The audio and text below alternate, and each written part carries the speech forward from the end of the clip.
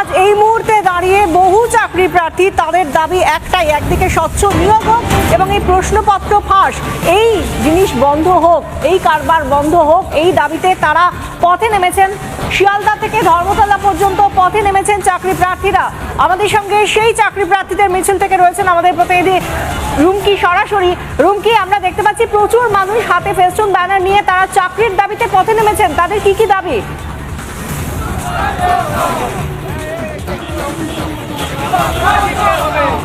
একদমই ঋষভা, সেই দাবিটি সম্পর্কে অবশ্যই জানবো, তবে তার আগে একবার ছবিতে দেখানোর চেষ্টা করবো। আমার ভিডিও জার্নালিস্টকে বলবো ছবিতে দেখানোর জন্য। এই মুহূর্তে শিয়ালদা স্টেশন থেকে যে মিছিল শুরু হয়েছে সেই মিছিল যাচ্ছে ধর্মতলা পর্যন্ত এবং এই মুহূর্তে চাকরি প্রার্থীদের কার্যত গর্জন বলা চলে এই রাজপথে। তারা চিৎকার করছেন, তারা স্লোগান দিচ্ছেন, তারা বলছেন স্বচ্ছ নিয়োগ চাই। পরীক্ষায় প্রশ্নপত্র বন্ধ করে স্বচ্ছভাবে নিয়োগের দাবিতে তারা আজ পথে নেমেছেন এবং তাদের এই গর্জন তারা চাইছেন পুলিশ মন্ত্রীর কান অব্দি পৌঁছক। সেই কারণে তাদের এই মুহূর্তে স্লোগান এবং মিছিল। আমি আরো একবার স্লোগান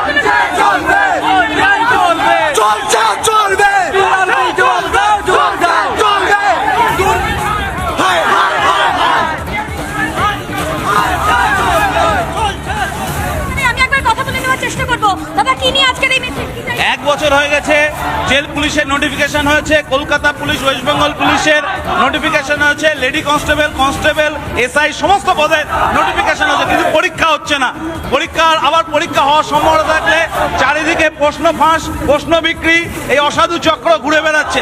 আমাদের নির্দিষ্টভাবে দাবি যে স্বচ্ছভাবে দ্রুততার সাথে পরীক্ষা নিয়ে যোগ্য চাকরি প্রার্থীদের নিয়োগ করতে হবে।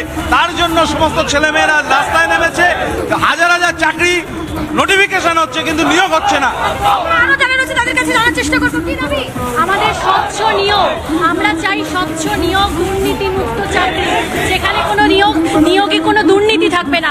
প্রত্যেকবার দেখা গেছে পরীক্ষার আগে আমাদের 10 মিনিট আগে বলছে প্রশ্ন দিয়ে দেওয়া হবে হোয়াটসঅ্যাপের মাধ্যমে। যারা অসাধু 5 লাখ 10 লাখে প্রশ্ন বিক্রি হয়েছে, আমাদের মতো গরিব মানুষ, যাদের গরিব ছাত্রছাত্রী, তাদের জীবনটা 5-10 লাখ টাকার যাদের মূল্য আছে তারা কিনে নিচ্ছে। আমরা রাস্তায় পথে নেমে এসেছি। আমি একটাই নিবেদন করতে চাই পিআরবি আধিকারিকদের কাছে এবং আমাদের সিএম এর কাছে, যেন আপনারা দয়া করে এটা দেখুন, যেন আমাদের দুর্নীতিমুক্ত একটা চাকরি আমরা পাই। যারা যোগ্য তারা যেন সঠিক চাকরিটা পায়। এত মানুষ আজ পথে নেমেছেন, তারা বলছেন পুলিশের চাকরির নোটিফিকেশন বা বিজ্ঞপ্তি জারি হয়েছে 1 বছরেরও বেশি সময় হয়ে গেল। হাজার হাজার শূন্য পদ রয়েছে, কিন্তু এখনো কেন নিয়োগ হলো না? নিয়োগ হলে যেন সেটা স্বচ্ছভাবে হয়, সেই দাবি চাকরি প্রার্থীদের। ধন্যবাদ রুমকি।